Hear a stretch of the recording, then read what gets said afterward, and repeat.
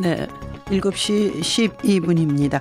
경제 이야기 하겠습니다. 박근혜 대통령하고 나렌드라 모디 인도 총리가 내년 6월까지 한인도 포괄적 경제 동반자 협상 개시와 함께 인도 인프라 프로젝트에 상당한 규모의 경제 협력 사업을 추진하겠다.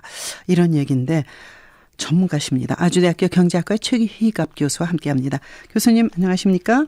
네, 안녕하십니까? 네, 세계 시장에서 인도는 12억 5천만 명의 인구, 이거는 알려져 있는데 어떤 의미가 있습니까? 인도는 중국의 버금가는 그 아주 예외적인 잠재력을 가진 시장이라고 한마디로 요약할 수 있는데요. 네. 물론 이제 인구가 말씀하신 대로 중국 13억 인구에 근접하고요. 네. 국토 면적은 세계 7위고요. 반면에 이제 그 중국은 국토 면적이 세계 4위입니다. 네. 경제 규모는 시장 환율 기준으로 보면은 세계 10위지만은 또 반면에 이제 구매력 기준으로 보면은 세계 4위에 해당됩니다. 네. 이제 다만 그래서 이제 중국에 매우 근접한 시장 규모를 갖고 있는 국가라고 할 수 있고요. 중국하고 인도 간에 결정적인 차이가 있다면 1인당 국민 소득 수준입니다. 네.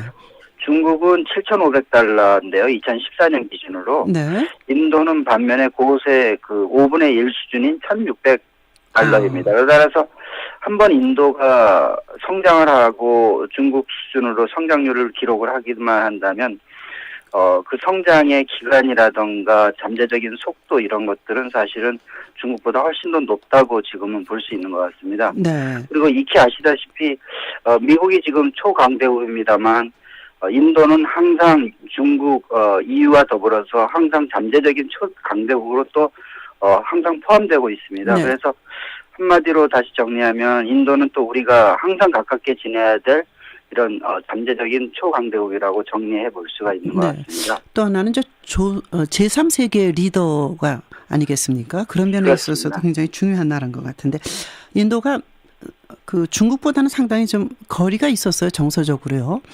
그런 이제 측면이 있었는데 가까워져야 되겠죠. 전략적 동반자에서 특별 전략적 동반자 관계 격상하기로 했는데 이건 무슨 의미가 있나요? 지금 현재 우리나라는 약 20개국과 그 전략적 동반자 거기에 있습니다. 네. 그래서 이 전략적 동반자란 보통 필요할 경우 부분적 협력을 한다는 것을 의미하는데요. 이거보다 한 단계 격산된 의미에서 협력적인 관계를 이제 전략적 협력 동반자라고 하는데 요거는 중국하고 러시아가 우리나라가 그런 위치에 있습니다. 네. 근데 이번에 그 인도와 언급된 특별 전략적 동반자 관계도 이 전략적 협력 동반자에 준하는 관계라 할 수 있습니다. 그래서 네. 중국, 러시아와 유사한 관계를 유지하겠다는 의미를 지니고 있는 것 같습니다. 네. 하지만 다소 외교적 수사이고 또 초강대국의 일원이 될 수 있는 인도가 직접 우리에게까지 왔기 때문에 네. 거기에 각별한 의미를 부여했다라고 할 수 있겠습니다. 네. 어쩌면은 우리가 이룩한 그 경제적 성장 그 기법이라 그럴까 이걸 배우고 싶지 않았나 그러면서 그야말로 등불이라고 우리나라를 찬사했던 타고의 그 인도이기도 하고 그래서 상당히 가깝게는 느껴지는데 이번 경제 협력에 있어서 의미 있는 것들이 어떤 것들이 있나요? 인도는 잠재력이 큰 시장이지만 참 기묘한 국가이기도 합니다. 네. 지금 인도가 아까 말씀하신 대로 그 1인당 소득 수준이 우리 20분의 1 수준인데요. 네. 아직도 그래서 농업이 지배적이고요. 네. 제조업에 비해서 서비스업이 과도하게 팽창해버린 아주 이례적인 산업구조를 가진 국가입니다. 네. 그래서 인도의 전체적인 산업구조를 요약해보면 제조업이 취약하고 근데 그게 바로 이제 그 사회 간접 자본이 극히 부족한 데서 비롯합니다. 네, 네. 그래서 인도 입장에서는 우리나라를 바라볼 때 사실은 사회 간접 자본하고 제조업 육성이 기묘하고 그것을 우리에게 기대했으면 하고요. 네. 반면에 동시에 거대한 내수 시장과 저임금 근로자를 갖고 있기 때문에 그것을 이제 협상의 카드로 인도에서는 또 내놓을 수 있는 것 같습니다. 네. 그런 의미에서 이번 경험이 바로 이제 사회간접 자본 확충하고 네. 제조업 육성에 우리나라의 성공적인 사례를 전수해 주는데 적극 협력해 줄 것을 약속해 주는 동시에 네. 또 우리에게는 또 거대한 내수 시장에 접근할 수 있도록 이번에 이제 포괄적 경제 동반자 협정, 다시 말해서 세파의 재협상을 약속받아내는데 의의가 있다고 할 수 있습니다. 네. 그러면 한국하고 인도가 경제협력에서 특별하게 의미가 있는 건 서로 주고받을 게 명확하고 상대가 부족한 부분을 이쪽에서 채워줄 수 있다. 이런 것, 그럴 때 가장 좋은 협상 파트너 아닙니까?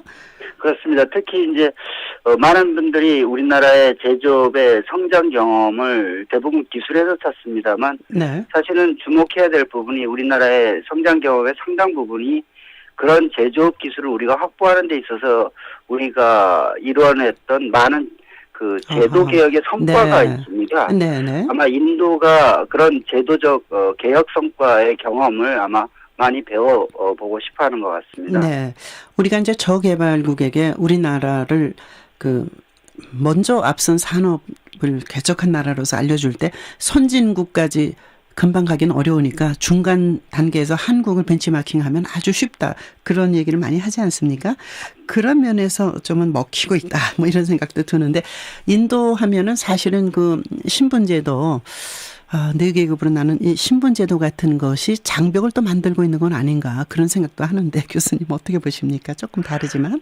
네. 사실은 저희가 워낙 오랫동안 흔히 이제 단일 민족 하에라는 네. 그 이름이 대변하듯이 우리가 다소 이제 민족적 독립성을 강하게 갖고 있기 때문에요. 네. 상대적으로 다른 나라를 이렇게 우리가 평가를 할 때 단일한 민족이 아니면 또 다소 이렇게 낮게 보는 네. 갈등 관계로 이렇게 판단할 수가 있는데요. 사실은 네. 2차 세계대전 후에 독립한 많은 국가들이 그 민족적, 종교적 이질성을 갖고 있는 국가들이 의외로 많습니다. 네. 네. 그렇게 보면 우리를 좀 더 객관적으로 네. 타국의 이질성 이런 것들을 조금은 객관적으로 좀 바라볼 필요가 있는 것 같습니다. 네. 저는 이제 카스트 제도에 대한 말씀이었습니다만, 자, 인도와 협력을 통해서 우리가 기대할 수 있는 것, 그리고 우리가 먼저 진출하거나 받아들여야 될 것들은 어떤 게 있습니까? 아무래도 이번에 가장 구체적으로 언급된 것은 그 인프라 개발 사업에 대해서 100억 달러 또는 그 이상을 넘는 그 금융 지원을 약속한 패키지 사업이 주목이 되는데요. 네. 아무래도 우리나라 민간 기업이 인도 사회간접 자본 개발에 좀 더 적극적으로 뛰어들 수 있게 됐고요. 네.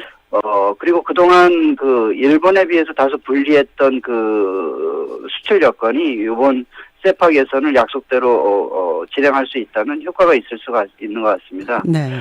근데 아무래도 안 선생님께서 언급하셨듯이 인도는 인종적 다양성이나 이런 이질성이 꽤 큰 국가입니다. 그래서 네. 인도를 접근할 때는 상당히 긴 호흡을 가지고 접근을 해야 됩니다. 네. 이게 인도 같은 경우에는 지방정부 자율성이나 개성이나 매우 두드러집니다. 네.